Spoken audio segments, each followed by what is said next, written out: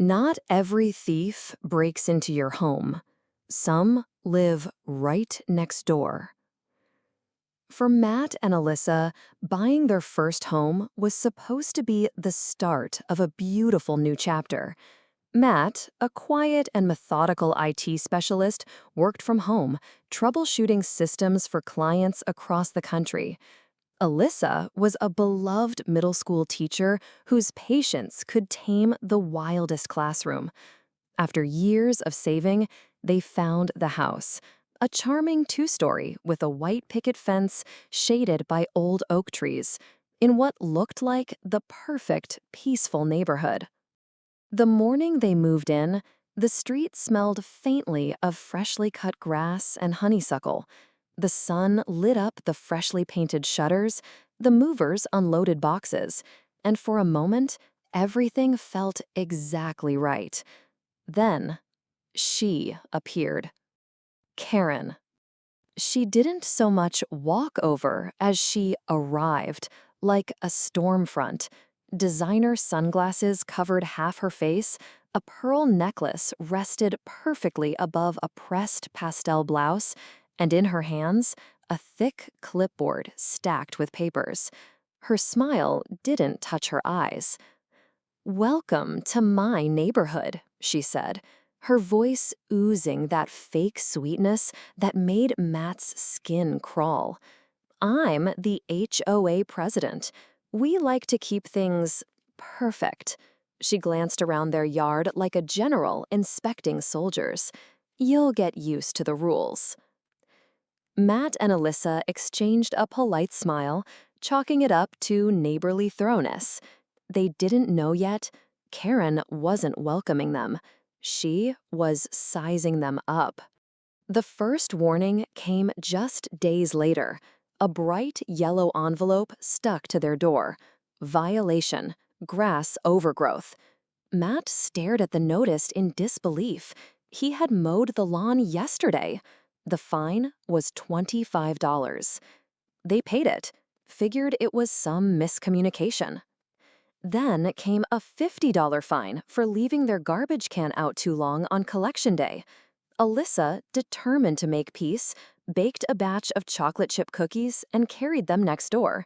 Karen opened the door, took the plate without a smile, and said flatly, "Rules are rules. You'll learn." Then she closed the door. That night, while Matt was unloading boxes, an older neighbor walked by slowly, hesitated, then said quietly, "Be careful. She wanted to buy your house before you did." Then they kept walking, like they were afraid to be seen talking. From that point on, the violations multiplied like weeds. Unapproved paint color, even though the house color matched the original palette. Unauthorized plants, for a few daisies Alyssa planted by the walkway. Illegal structure, for the small shed Matt built to store lawn tools. It wasn't random. It was a pattern. Karen was laying the groundwork for something bigger. Matt discovered a section in the HOA bylaws. If a homeowner was labeled a chronic violator, the board could move to seize their property at market value. And, as Matt suspected, Karen already had her buyer lined up, herself. That's when Matt and Alyssa went to war, their way. Matt installed security cameras covering every inch of their property. Alyssa dove deep into the HOA bylaws and cross-checked them with state housing laws. They started showing up to every board meeting, quietly taking notes and watching the way Karen maneuvered conversations. Then came the break. One afternoon, the motion sensor alert pinged Matt's phone.